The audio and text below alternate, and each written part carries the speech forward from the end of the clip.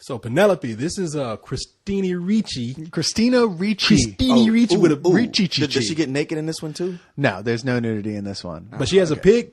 But she has a pig nose, and I'm sorry, it's going to take more than a pig nose to make her ugly to me. You know what? That's funny that you say that, because if there's a major problem with this film, it's that.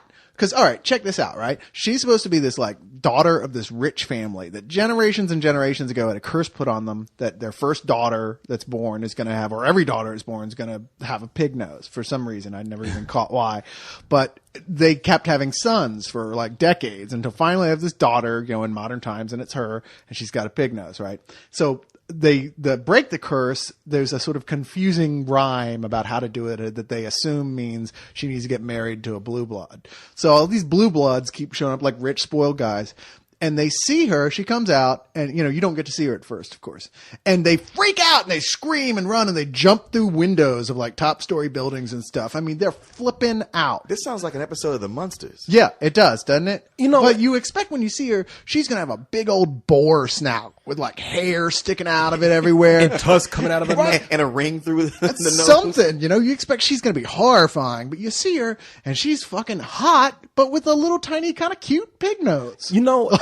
Man, see, I'm already disappointed with this because I thought she had a pig nose, not because of some curse. This sounds stupid already. I thought because her dad has sex with a pig. No, it's not like that. I mean, she lived near like a nuclear waste dump or something. No, see, that would have been even more interesting. What they're going for is almost a kind of Tim Burton-ish fairy tale. That's what it sounds like. And it's not even as good as that would have been. Because it doesn't even have the visual imagination. Well, not imagination, but the visual flair of Tim Burton. There is no real flair here. There's not much to recommend it. And there's a lot of weird cameos. People just show up. You're like, why are they even here? That's what I was going to ask you. I saw the list of people who were in this movie, and I was surprised at how many people they had in there. Who are some of the people? Reese Witherspoon. Reese Witherspoon is one of the weird ones who's playing this kind of skanky girl at a bar who becomes friends with her. And it could have been played by anyone. It's no big acting stretch here. She's barely in it. You're like, Reese, are things that bad? It's just like having that big of a bomb?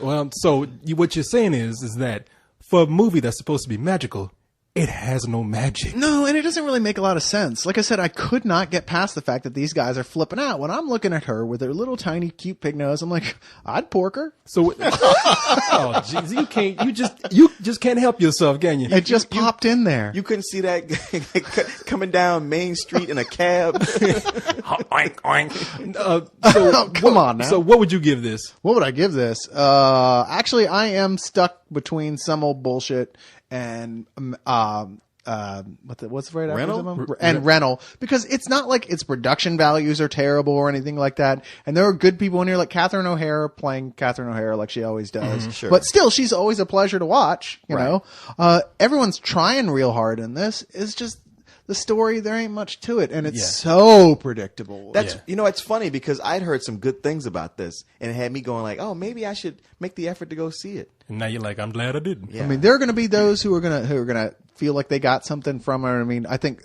some woman might like this more because it is about like, oh, don't be shallow, don't judge on looks, but but don't be a pig either. Yeah, I mean, but don't be a total pig. Have some goddamn self-respect. Get some table manners, for God's sake. Well, I can't say nothing. The reason why she looks so hot to me is because I woke up with some pigs. I'm talking about some hogs. I ain't talking about women who look like pigs. I woke up with some pigs. No, yes, but we shouldn't discount the women who look like pigs that you've been with too.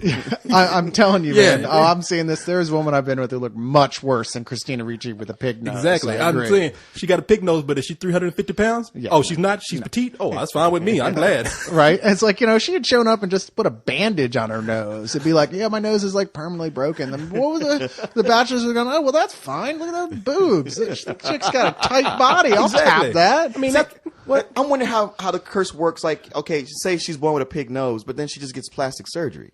Yeah, no, they actually explained that right off because that's the first thing I wondered because rich family and they said, oh, the carotid artery runs through her nose. I was about to say, apparently. There's yeah, I know. There's a nerve or something. If you cut it, she'll immediately just kill over. Yeah, that's what they pretty much where they went with it. You're like, really? Okay. They should have gave that chick one of those Groucho Marx noses. Exactly. Yeah, she just walks around with a fake nose and glasses. This whole silly subplot, with the real romance that's going on with James McAvoy, who now is everybody's dream boy, apparently. Yeah. And he's a new like Ewan this, McGregor. Yeah, pretty much. And he's like this kind of rough and tumble, supposedly ex-rich guy who gambled his fortune away, who is the one guy who isn't freaked out by her, you know, but she misunderstands something he does right off the bat, and she kicks him out of the house.